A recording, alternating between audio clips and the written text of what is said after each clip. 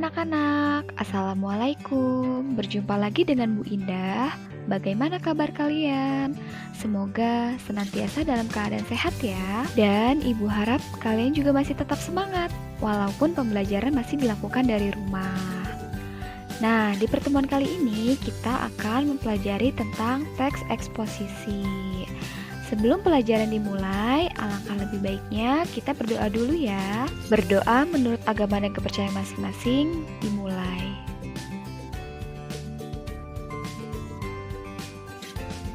Berdoa selesai. Selanjutnya, kalian siapkan juga buku catatan dan alat tulisnya. Sebelum memasuki materinya, Ibu akan membacakan kompetensi dasar dan tujuan pembelajarannya. Kompetensi dasar 3.5 yaitu mengidentifikasi informasi teks eksposisi berupa artikel ilmiah populer dari koran atau majalah yang didengar dan dibaca. Serta tujuan pembelajarannya yaitu siswa mampu mengidentifikasi informasi teks eksposisi berupa artikel ilmiah populer dari koran atau majalah yang didengar dan dibaca.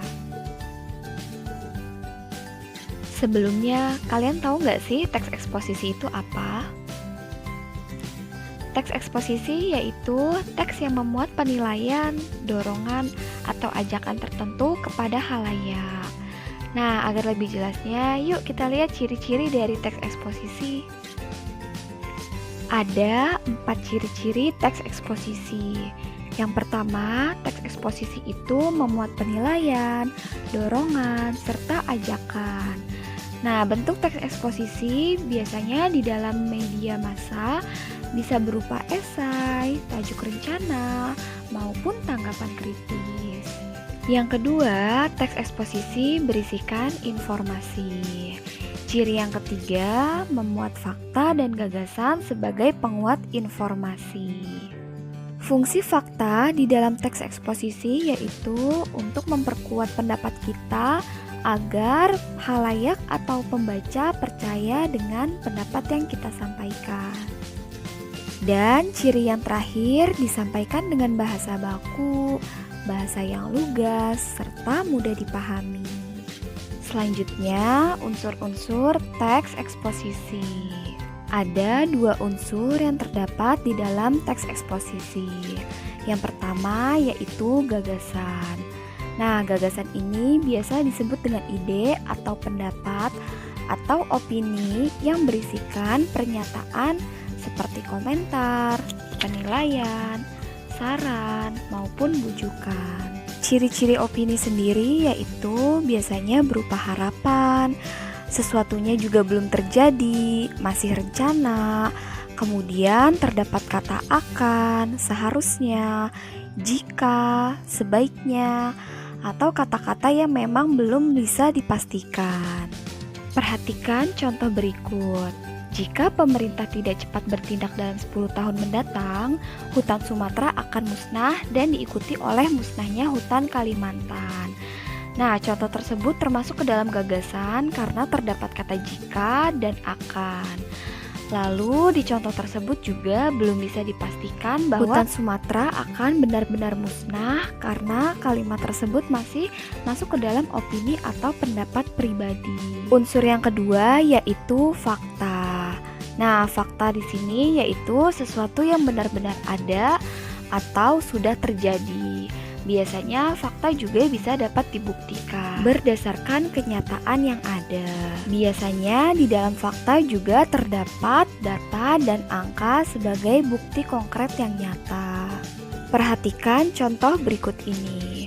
Pada bulan Oktober terjadi kenaikan jumlah titik kebakaran yang cukup signifikan di Provinsi Riau, Sumatera Barat, dan Jambi. Contoh tersebut termasuk ke dalam fakta karena sudah terjadi dan dapat dibuktikan terdapat kebakaran yang terjadi pada bulan Oktober. Yang terakhir, pola-pola pengembangan teks eksposisi. Ada 4 pola pengembangan yang terdapat di dalam teks eksposisi. Yang pertama, pola umum khusus atau yang biasa disebut dengan deduktif. Kemudian yang kedua, pola pengembangan khusus umum yang disebut dengan induktif. Kalau pola pengembangan deduktif, biasanya ide pokoknya terdapat di awal paragraf, sedangkan kalau pola induktif, ide pokoknya terdapat di akhir paragraf. Untuk lebih jelasnya, kalian bisa lihat contohnya ya. Pola pengembangan yang ketiga yaitu pola ilustrasi. Pola ilustrasi yaitu sebuah gagasan yang terlalu umum memerlukan ilustrasi-ilustrasi konkret. Nah, dari ilustrasi tersebut berfungsi untuk membuktikan suatu pendapat yang sudah kalian paparkan. Pola yang terakhir yaitu pola perbandingan. Pola perbandingan bertujuan untuk meyakinkan suatu pendapat. Kamu dapat melakukan suatu perbandingan nih, misalnya membandingkan benda-benda, keadaan, dan lain-lain. Atau contoh konkretnya, misalnya kamu bisa membandingkan sebuah pohon yang bercabang dengan bahasa. Kalau bahasa itu kan ada banyak ya, ada bahasa Indonesia, bahasa Inggris, bahasa Jepang, bahasa Jerman, dan sebagainya. Nah, dari berbagai bahasa tersebut bisa dibandingkan dengan pohon yang memiliki banyak cabang. Alhamdulillah, materi teks eksposisi sudah selesai. Ibu harap kalian paham ya dengan penjelasan Ibu. Kalau masih ada yang belum paham, silakan diskusikan di kolom komentar. Ibu akhiri sampai di sini. Sampai jumpa di pertemuan selanjutnya. Salam hangat dari Bu Indah. BMM, belajar mudah, menyenangkan. Wassalamualaikum warahmatullahi wabarakatuh.